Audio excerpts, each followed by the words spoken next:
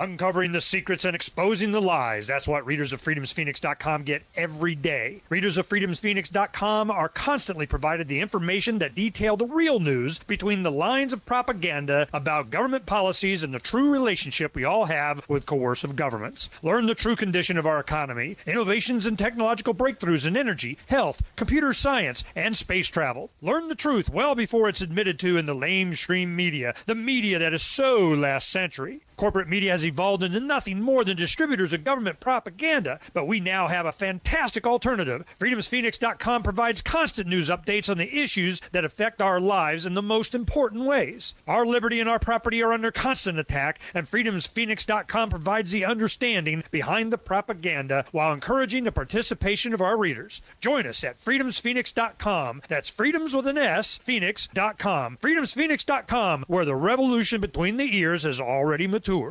Roads? It's the Ernest Hancock Show. Where we're going, there aren't any roads.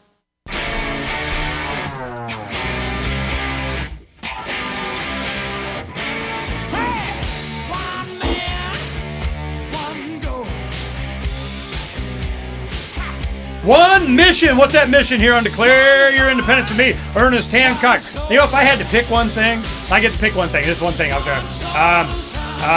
Can I just know the truth? Seriously. Can I just, that'd be like, oh, I got to tell you this real quick. What really emphasized this for me, I was probably in the early 80s or something. Maybe it was in high school, right after high school. They had a book, it was called Gorky Park, and they later made a movie about it and so on. But there was one scene in there, it was about a detective in Moscow. And the reason he wanted to be a detective is because as a young child, they had a suicide in his apartment building, and they knew it was a suicide. But it was reported as a homicide. Nobody commits suicide in the Soviet Union because we're all happy. It was just propaganda. That was part of it. We don't have suicides here because they had a lot of suicides. So he's going, well, I want to be a detective because that's the only way you're going to get to know the truth. Oh, now we have people want to be detectives so they can cover up the lies. We are sick. Is it more than the Soviet Union that officers are worse? Maybe not. But, I'm looking at a lot of these trends. Now, we're going to get a couple more questions from Nick, and then we'll get into, why John has made this shift and how that happened. I was talking to him off air. He read Atlas Shrugged as a young man. I'm going, how the heck did you ever even get this far, into this stuff? So we'll talk about that. But let's go ahead and go to Nick with final questions. Do you think there's anything that general public can do to reach cops that are have this thuggish mentality, or help them realize that they're on the wrong side, or is kind of a lost cause? Don't talk to cops. Yeah, just don't talk to them. The short answer would be no. I don't think there's anything they can do. Probably the best recourse the public has is to use their cameras and make them accountable. So the best way to hold them accountable, you think, is using the cameras? Absolutely. I believe, I can't recall who made the statement, but that the camera is the new gun, but I do believe that is very true. Do you think that there's any...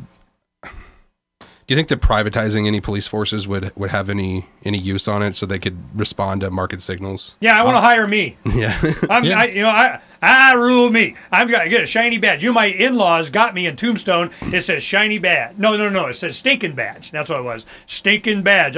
You give me a stinking badge? I got my stinking badge. I'll rule me. Thank you very much. Go ahead and respond. Okay. Yes, I do. I think privatization would be the best answer to the problem we face with police today. I think, matter of fact, I think it's the only answer that there is. I don't see why between private, whatever you would call them, defense agencies and insurance companies, I don't see why they couldn't work together to provide those services. Let me ask you this. There was a movie called Cuffs with Christian Slater. I think it was Christian Slater, and it was about San Francisco, to where the way the police used to operate, I don't know how they do now in San Francisco, is you had like a private franchise, your own hired personal police precinct thing. Do you know anything about that? No, I don't. That was interesting. It was called Kuffs, Cuffs, and it was just about him inheriting it from his brother or something. But that was interesting. I didn't know that existed. I talked to some people about it, and that's how they did it. You got a last question? Back earlier, you talked about how they're trained now. When they come into a room, if there's somebody that has a camera, they yell "camera," just like if somebody had a gun or a knife. Do you think that that would tend to put people on a defensive edge where if I'm walking into a place and I'm a little sketchy about what's going on here, my partner starts yelling, do you think that there might be some sort of just snap judgment training that my partner just yelled, I need to pull my gun and point it at someone? Yeah, I think what you're asking about is escalation, basically. And if an officer has been trained to respond to signals from his partner or his backup, and he hears a signal, yes, I believe he's going to escalate. I think there's a very good chance of that. Okay, this is now we can get down and get to the end on this thing, because the reason that I want to have John, he had come by. He's looking to move to Arizona. We go to Arizona, right when I'm ready to leave. But the other thing, he's coming to Arizona better than wherever he's from in the Northeast. Pick your state. Now we have Nick. Happened to be in the office. We're working on some stuff, and Mr. Cop Block, and I'm going, oh yeah, there's a show. So we have him come in today, and I want to give John the opportunity to express himself fully. In that, you have to really take an emotional and intellectual journey that would take you from training the very people that are on the tip of the spear, taking our rights away and violating them, to where you become an advocate again, or just want to extricate yourself from the whole process and start advocating for your own soul cleansing or something like that. Let's go ahead and let him express himself on his journey, why, what happened, and so on. And we want to talk about Free Talk Live, because you started listening to those guys. That gave you a little bit of a framework to operate from on this freedom thing. Yes, I think that I approached the instruction initially with no thought. I didn't think about whether it was right or wrong or anything else. It just was a kind of a natural extension of the training that I had already been involved with. So when the opportunity presented itself, I got involved. I was kind of enamored with it. There's a certain amount of prestige that comes with being known as the instructor for the police in any given area. And then at some point I started... then you start getting blamed. Yeah, well, then I started waking up a little bit and seeing what was actually what, and then I kind of convinced myself the same way people say today that they're going to fix the Republican Party from within, that sort of thing. I thought, well, I'm going to have a positive effect on these guys. I'm going to tell them things that no other instructor tells them. I'm gonna do something good here. And what I realized over the course of the years is the only thing I was actually doing was I was taking future bullies and making them more effective future bullies. Well, did they ever talk to you about, after you went through training and they told you where they got their real training and how that evolution happened? Absolutely. That is every recruit, when he graduates and is sworn as a police officer, he's then assigned a training officer of some type, and that varies depending on the department as far as whether it's 4 weeks, 8 weeks, or whatever. And then also, of course, the performance of the new officer. Well, I would say with 100% certainty that one of the first things the new officer is told by his training officer is, forget everything you learned in the academy. Now we'll teach you how we really do it. And the unfortunate thing about that is that I actually worked with a lot of good people in the academy setting. I actually heard things stressed like do not lie, cheat, or steal. I saw ethics pushed quite a bit. I heard the statement, don't lie, testify, many times as a reminder to the future police officers to always be honest in their reports and in their testimony. And I found it quite disheartening to realize that they were told later on, just forget all that. We'll tell you how it really goes. Wow. So this had to have some kind of a corrosive effect on your own state of mind.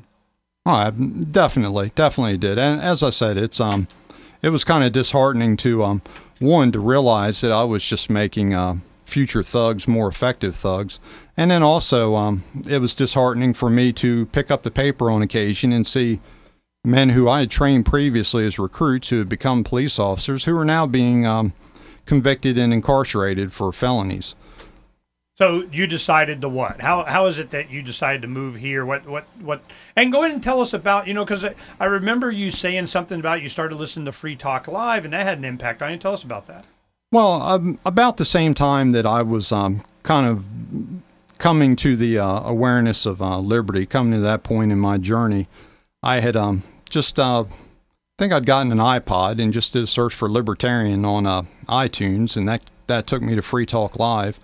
I started listening to those guys, and I thought, wow, there's actually people out there that think the same way as I do. I didn't realize. I thought that, and of course, this is what I had evolved to. This isn't what I was when I first started with the police instruction or anything else. But this was at the very end of my career, so to speak. And after listening to them for a while, I'm pretty much getting the reinforcement that my ideas really were shared by quite a few people. I realized that, maybe I'm onto something here, and maybe I just really don't need to be involved in this anymore. And so I decided that I would have to make penance of some type for it. Well, it starts here. On Declare Your Independence. Make your penance. Get your peace. Get your mind right. This is all's welcome to learn the truth. And once you find the truth, what side do you take? Because it's all going to come down. That this is how I put it. I go, look, there's going to be a guillotine line. There's going to be a giant long line, for the guillotine. Well, I sure as heck don't want to be in the line, and I don't want to be at the lever either. I don't care. I'm like, whatever. But I know some people will be in the line screaming, Ernie, save me over here. And I'm going, do they deserve to be saved? How about I just be as far away from the guillotine line as possible, have nothing to do with it, let it go, and protect myself and provide for my family and my grandchildren. That's what I'm doing. You do it too. This is Ernest Hancock. I'm publisher of freedomsphoenix.com and the radio talk show host of Declare Your Independence. Now, I want to give you my personal endorsement of a wealthy U.S. citizen that is predicting that in 2011, we will witness the most important day in America in more than 50 years. He's produced a video for you. It's a real eye-opener, and I want to make sure that you have an opportunity to watch it. www.endofamerica, the numbers 1 and 7.com. endofamerica17.com. This video has the history of how we got where we are now and where we're going and why. Now, it's a lengthy video. It'll be about 20 minutes, but you need to watch this so you understand what's going to happen to this country and how you can protect your wealth and even benefit financially. Now, you go there. It's free. I want you to watch this video. You need to have this information so that you can survive the economic collapse that's coming to America. It's not if, it's when. That's End of America, the numbers 1 and 7.com. After you watch it, you'll understand why I endorsed it.